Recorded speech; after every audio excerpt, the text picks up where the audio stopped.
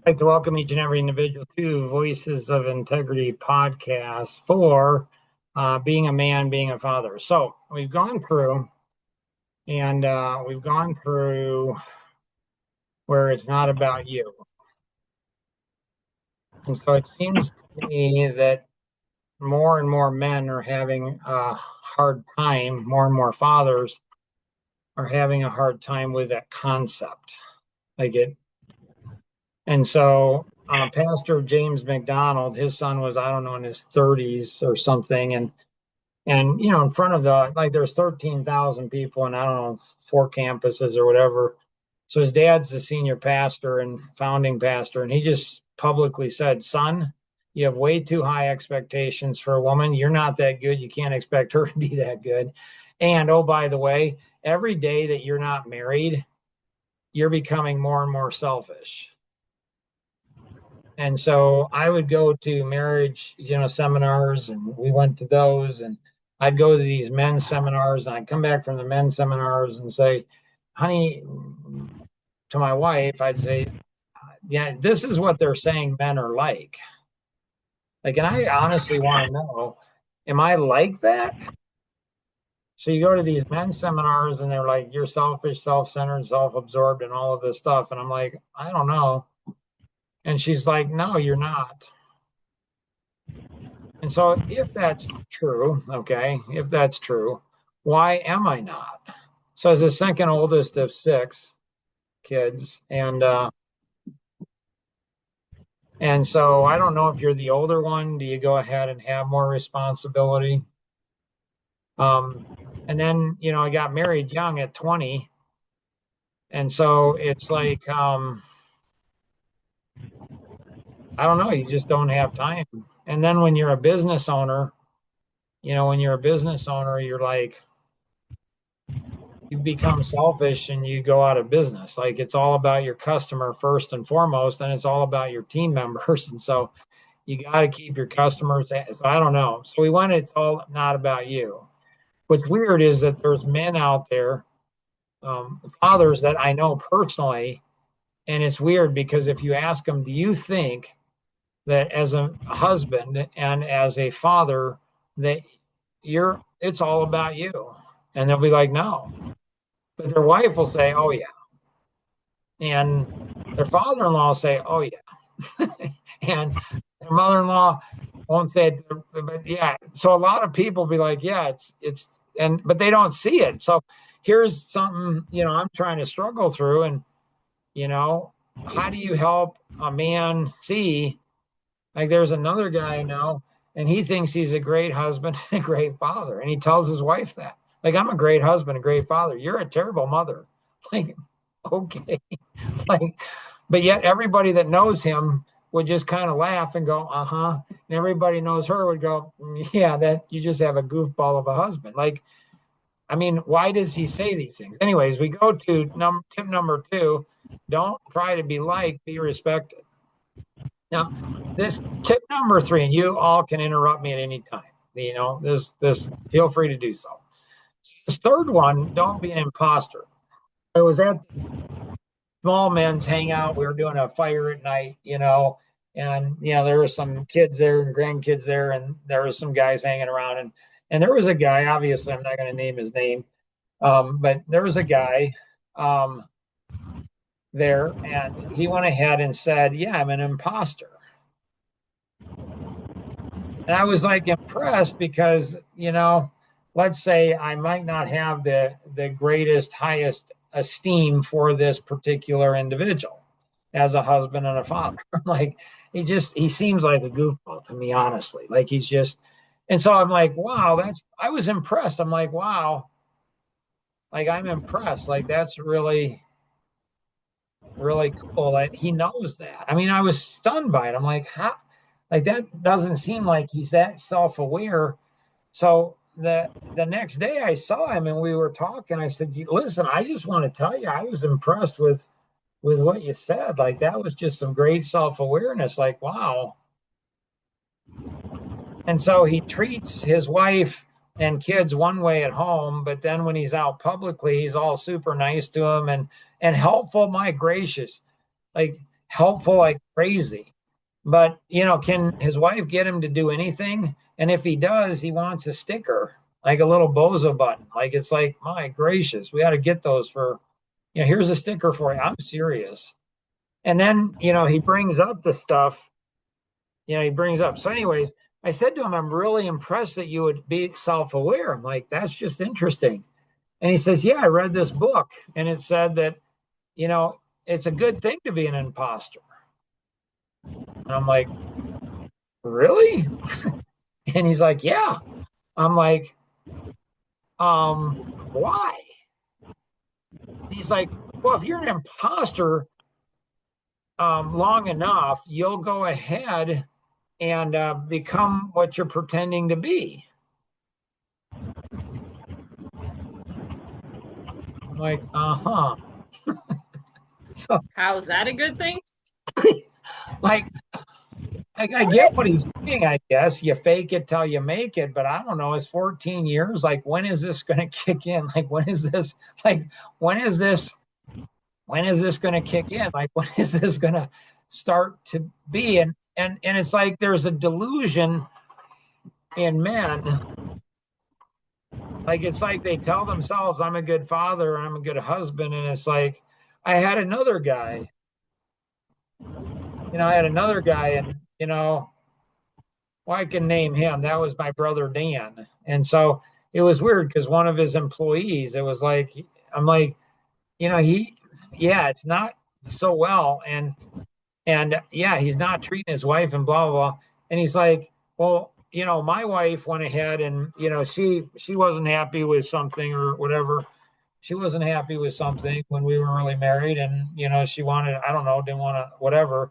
And he said, yeah, my mother-in-law told her, if he's not having an affair and if he's not beating you, then you have to stay with him.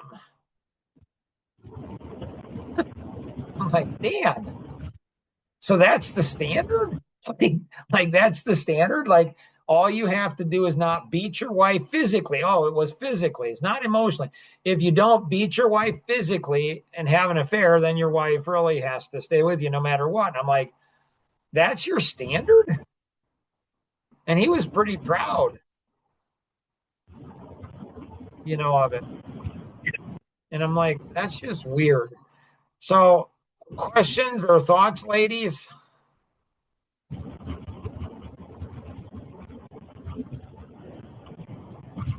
Back to the imposter thing. If he's going to be an imposter and he's going to pretend to be something he's not, then maybe he also needs to pretend to be something he's not at home when no one else is around. Maybe then he will become who he wants to be, or who he's trying to tell everyone else he is out in public, or not. Right? See, and this is a good Christian man. Goes to church and knows the Bible, and like he'll be in small group at church, and and he'll go ahead and pontificate, and he has an opinion and perspective about the Bible, and like he's a good, solid Christian man. And it's like, and so I do wonder, I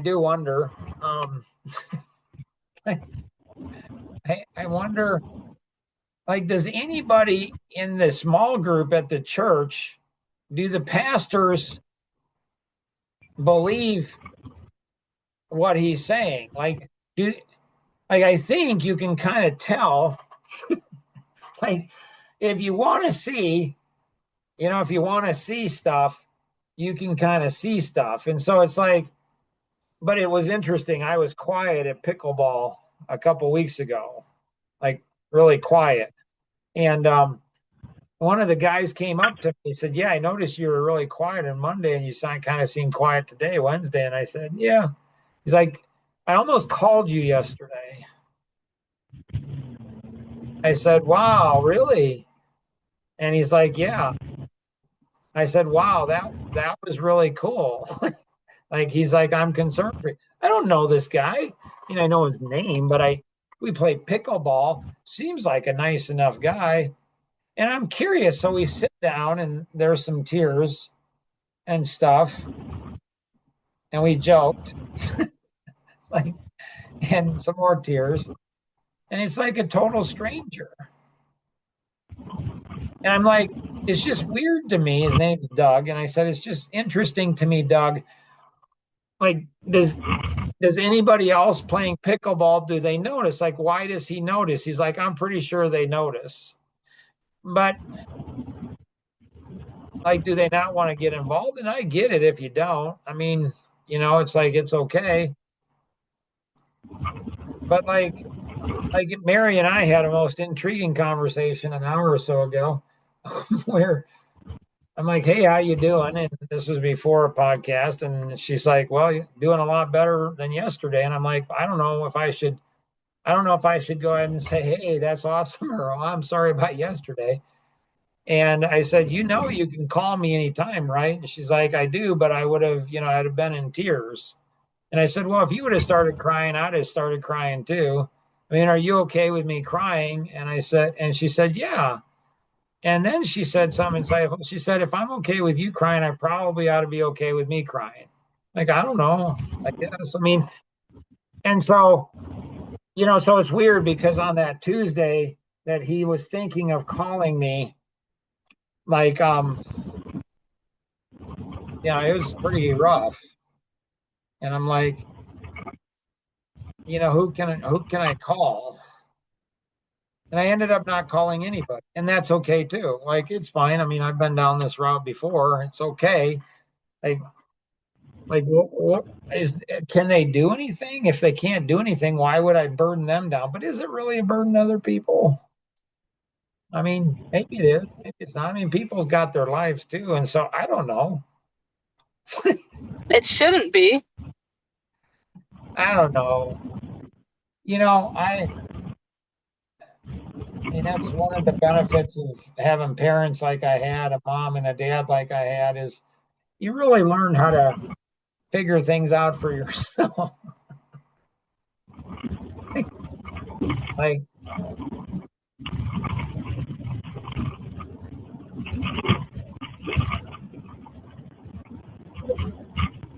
I don't know. Life is just intriguing. So, anybody else have anything else that you'd like to cover on this one?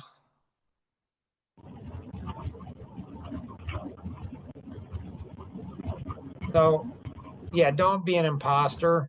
I, like, like if you're not going to change, in a month, you're not probably going to change in a year. And if you don't change in a year, you're probably not going to change in 14 years. You know, I mean, why don't you just be real? Or Mary's advice was good advice. Like, how about be real in public, like, and be an imposter at home? So you're a nice person to your wife, and again, going back to this one here, number two, like if you're like, I want to be liked by my father-in-law, it's really not that complicated. Like it's not really that complicated. Like treat his daughter well. Like, help her out around the house. Meaning, especially if she has a number of young children, like help her out around the house. And when you help her once, don't do such a bad job that she hopes that you never offered again. Like, don't do that. Like, that's just childish, and don't be mean to her and don't put your own feelings above her feelings. And, don't like this isn't rocket science. It's not brain surgery. Like, it's just not. And then next week, we'll talk about to be self aware. Like, don't like I asked, this would be a good suggestion for men. It's crazy. It's funny to me. Like for years, I've asked my wife and my kids, 1 to 10, how would you rate me? Rate me as a dad or as a husband. Now, if you ask your wife or kids when they're mad, they might rate you low, and that's okay. That might be the only time they're telling you the truth. Like, right? I mean, it makes sense. Like, and so like when you're in an imposter, you're pretending. And yeah, eventually you'll become a pathological liar, and you'll believe your own press releases. And when your wife says, yeah, you're not a good husband, you're not a good father, you won't, you're like, she doesn't know what she's talking about. And it's like, and if you go ahead and punish her or the kids for telling you the truth or other people, you're training everybody around you to not be honest with you. And if you're really a Christian, you really believe the Bible, like, the truth will set you free. That's what it says. The truth will set you free. What does that mean? This means that if you don't know the truth, you're an imposter. It means you're enslaved. Do you want to be enslaved? You do. Because it's a lot easier to go ahead and say you're a good husband, a good father, than it is to be a good husband and a good father. When I say it's easier, I mean it's easier right here, right now. But you're going to lose your wife and you're going to lose your kids. I'm just telling you. When I say lose, like, what do I mean by that? I don't know. She may divorce you. And if she doesn't divorce you, what's that? They'll lose respect for you. They Right. won't have respect. Right. Right. So even if she doesn't divorce you, you don't have respect. And so if you don't have respect, she doesn't like you either. Don't get respect. Because if they respect you, they're going to like you. And so this is not brain surgery. It's not rocket science. Don't profess to be a smart person if you don't understand this. Like, it's just not that complicated. And so, so spread this around, I'm telling you. And if you're in a small group at a church and you think like something's not up with that marriage, talk to the wife. Like, talk to the wife. Or ask the husband, just say, are you an imposter? Like, just ask him, are you an imposter? Like, that's really cool. Just ask him. And then ask him if he says yes, is that good or bad? If he stammers around, I don't know, he's probably an imposter. And if you're a pastor of a church, like, and you go ahead and get up in front of the congregation and you go ahead and you say, hey, we care and this is a safe church. If a wife and a husband are attending the same church and that wife is going through a whole bunch of emotional abuse and so much pain, like, you're going to stand before a holy God someday and give an account. I don't know what you're thinking. I don't know if you're thinking, well, she didn't say something to me. God's going to say, oh, okay. Yeah, you're free. Yeah, it's okay. You can't. Like, really? So I don't know. It's just the whole thing is just strange to me. So if you have any questions, we'll be introducing some new things. There's a great site out there. Do you hear my voice now? I don't know if it's .com or .org or something, but do you hear my voice now? And that's when, ladies will give you that. Maybe we'll give you this and this one here. If your husband, men in your life are mistreating you, that's an amazing organization. It's a leaderless organization, and you can go ahead and, with great confidence and security, you can go ahead and email them and say, hey, I need some help. And, they can broadcast it wide and loud. I mean, it can be crazy. So hopefully this is helpful. If pass this along to other people. If you have any questions, connect with the individual who invited you to participate, or you can call toll free 888-230-2300, outside the U.S. 630-393-9909. And always remember, we can accomplish so much more together than we ever could on our own. Have an amazing day. Bye-bye.